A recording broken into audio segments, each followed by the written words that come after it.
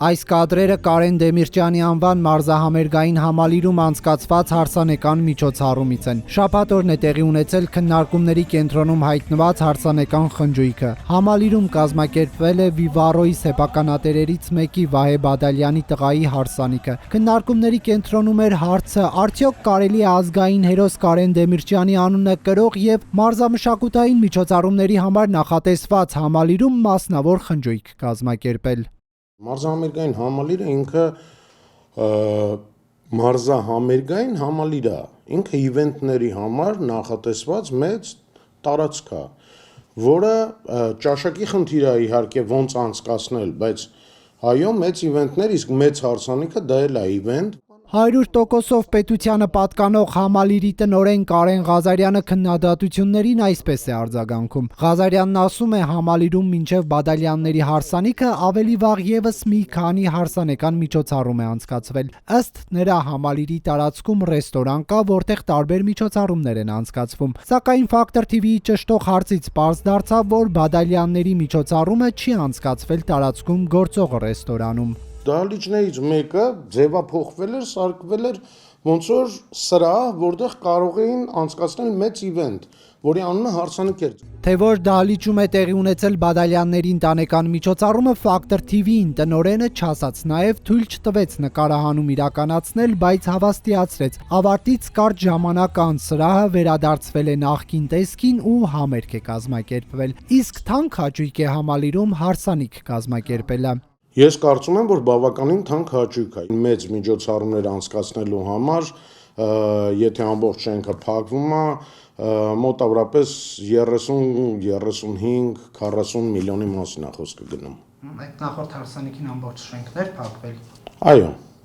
Բադալյանները հարսանիքը համալիրում անցկացնելու համար վճարել են 30 միլիոն դրամ։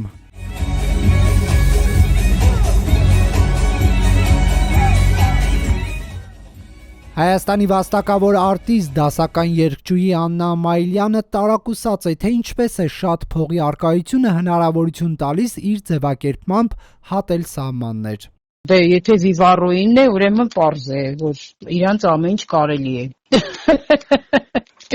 Ես հումորով եմ վերաբերվում, արդեն ամեն ինչին ինչ որ կատարվում է մեզանում։ Այլ կերպ չեմ կարող, լուրջ չեմ ընդունում, այլևս լուրջ հնարավոր չի ընդունել, կհիվանդանանք։ Մեր մակարդակն է նշանակում, մեր մակարդակը այդքան է։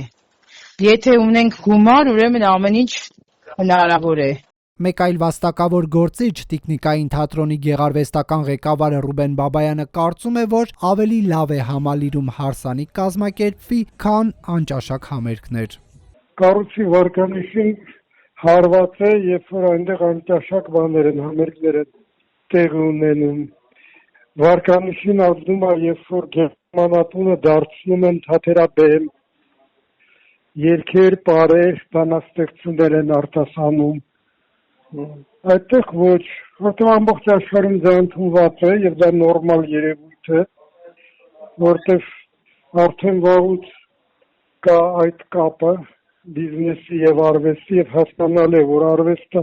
երբեք չի զարգանա, եթե համապատասխան ֆինանսավորում չունենա։ Աննա Ամայելյանը այս ոլորտի կանոնակարգման հետ կապված իրավիճակը քաոսային է անվանում։ Ըստ երգչու, եթե լինեն սահմանված կարմիր գծեր, ապա դրանք չեն խախտվի։ Հիմա ամեն ինչը աղավաղված է, արժե համակարգը, ինչ որ ավանդույթներ, հա, ամեն ինչը աղավաղված է, խառնված է եւ չես էլ կարող որևէ մեկին բացատրել, համոզել, որ դա այդպես չէ, քաոս է։ Համալիրը ստեղծվել է խոշոր միջոցառումների համար, մշակութային միջոցառումների համար, սպորտային եւ մշակութային միջոցառումների համար։ Համացանցում քննարկում են, որ Բադալյանների հարսանիքին 800-ից ավելի հյուր է եղել։ Տարածված կադրերից երևում է, որ հյուրերի ցանկում նաև Բադալյանների հետ ջերմ հարաբերություններ ունեցող ազգային ժողովի նախագահ Ալեն Սիմոնյանն է եղել։ Ստացվում է, բարձրաստիճան պաշտոնյաների մակարդակով եւս խրախուսվում է մշակութային հաստատություններում մասնավոր քեֆի կազմակերպումը։